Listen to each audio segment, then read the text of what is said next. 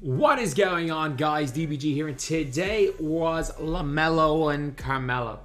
So we are going to be ranking all of the Dark Matter, LaMelo Ball, and Carmelo Anthony cards from worst to best, lads. So most of these cards are pretty good, and I do want to say this is the worst Dark Matter, Carmelo, and LaMelo are the cards that did not come out today that are actually in those packs.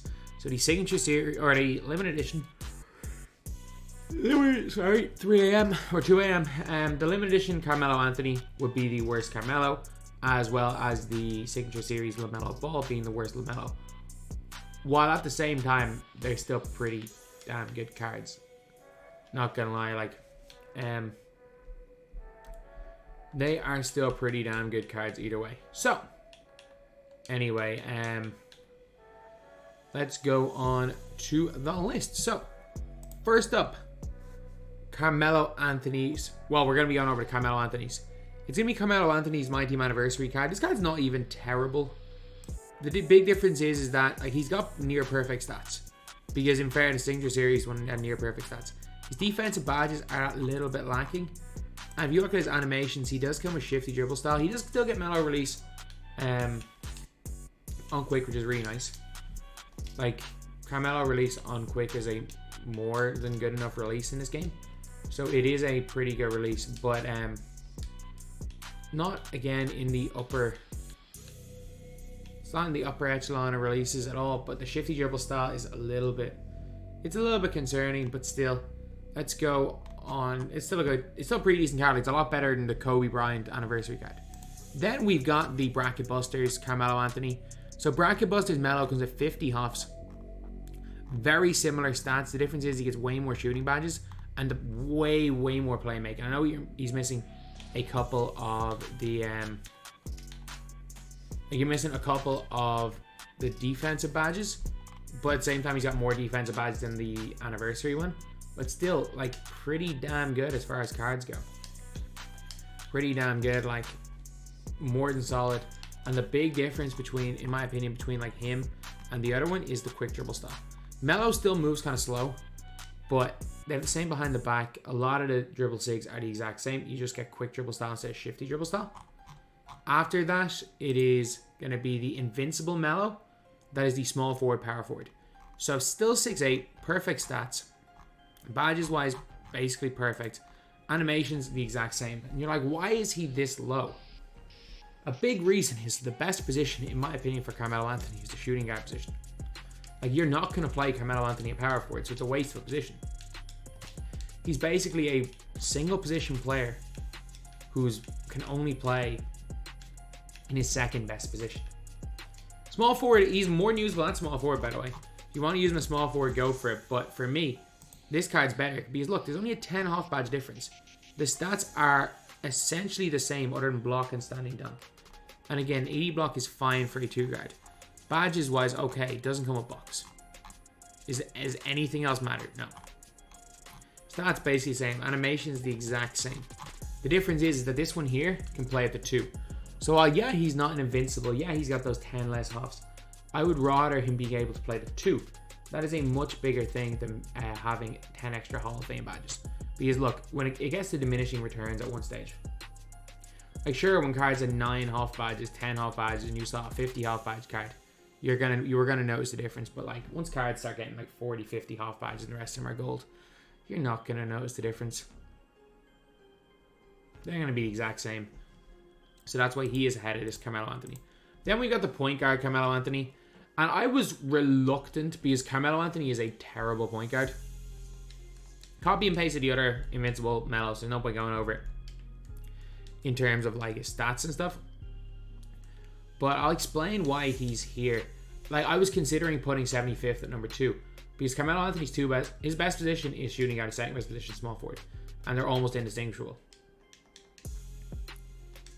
Basically, people will kill me if I put the 75th over the point guard LeBron, or say the point guard Melo. But Carmelo Anthony does not move well enough. Obviously, we can see the sigs. They're clearly not what people would want from a point guard. But at the same time, my big issue with him is that he struggles in terms of running. When he comes out of his burst, it's very, very rare that he bursts fast. So, like, a lot of you guys might disagree with this, and that's fine. That you might think this point guard Melo should be way up here. But, no, for me, screw it. I'm just going to put 75th above him. I don't think there's much of a difference there. And then we got this Carmelo Anthony. Obviously 99 every stat. He's got the John Smith sigs, which is good, which are a good thing. Like, in terms of actual, like, ability to play in game, you want the John Smith sigs. And if you know what I mean by the John Smith sigs, it's like the copied and pasted quote unquote best sigs and jump shot that are given to like that they're given to every single end game card. So like he's got the exact same sigs as far as I'm aware as Shaq, but he's obviously smaller. I like set shot 25, especially. I do like it on Melo a lot. He still doesn't move the fastest even with all those Trey sigs, but he's still probably the best 2 guard in the game. Unless, of course, you want to play LaMelo Ball as your shooting guard. He's the best 2 guard in the game. So that would be my ranking of my Carmelo Anthonys.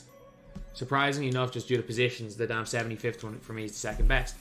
But then, with LaMelo Ball, obviously, anniversaries are the worst.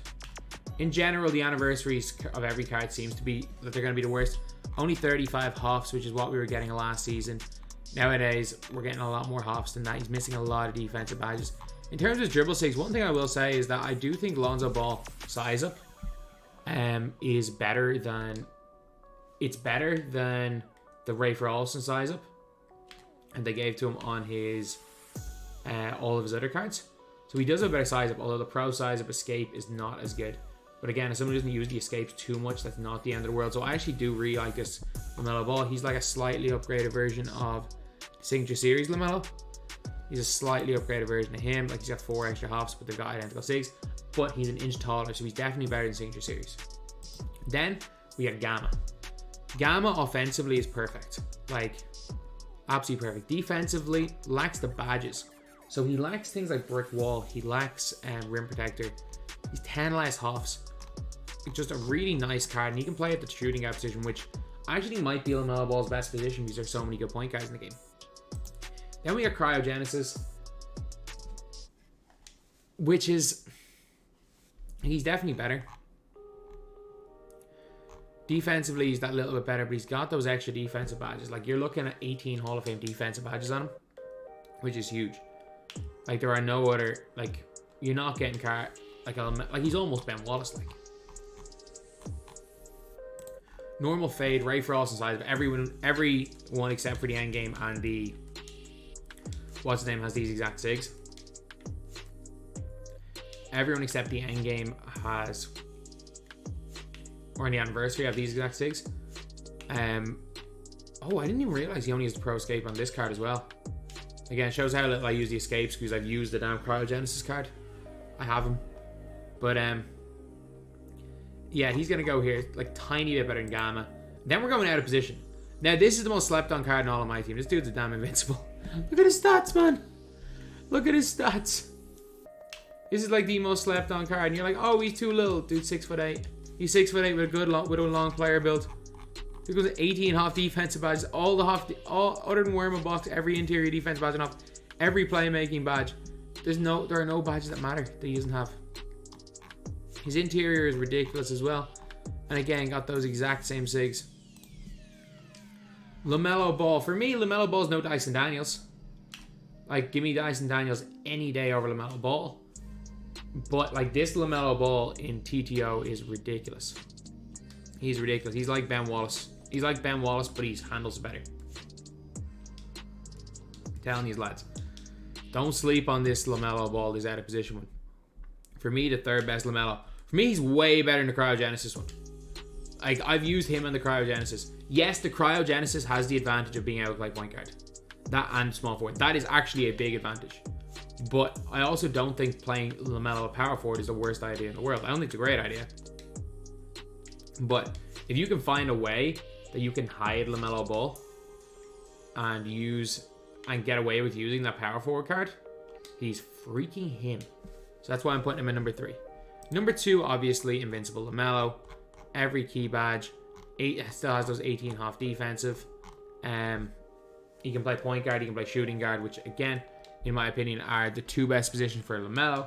For me, it goes probably shooting guard's his best position, because for me, he doesn't move as fast as like a Dyson Daniels.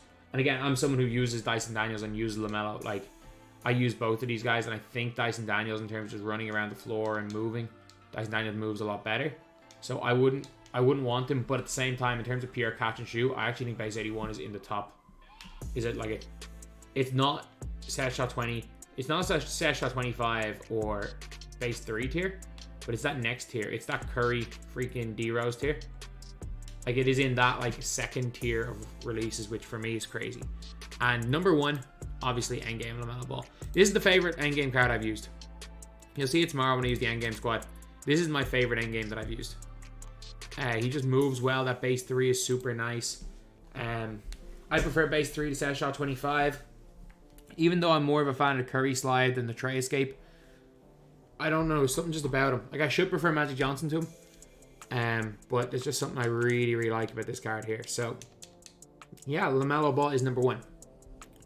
So if we are going based on value for these, I would honestly say, unless Campus Legend or Bracket Busters LaMelo or Carmelo, you're not actually going to notice that much of a difference between Bracket Busters Carmelo and Invincible Carmelo.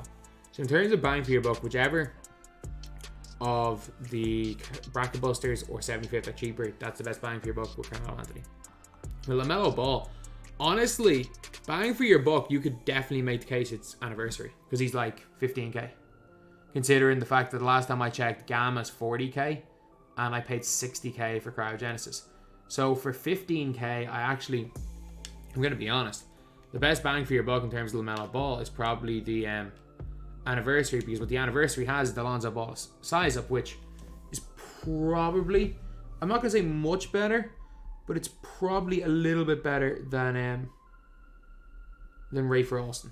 So anyway, yeah, that is pretty much it, lads. That is the video. Thank you guys for watching. Please like, comment, and subscribe.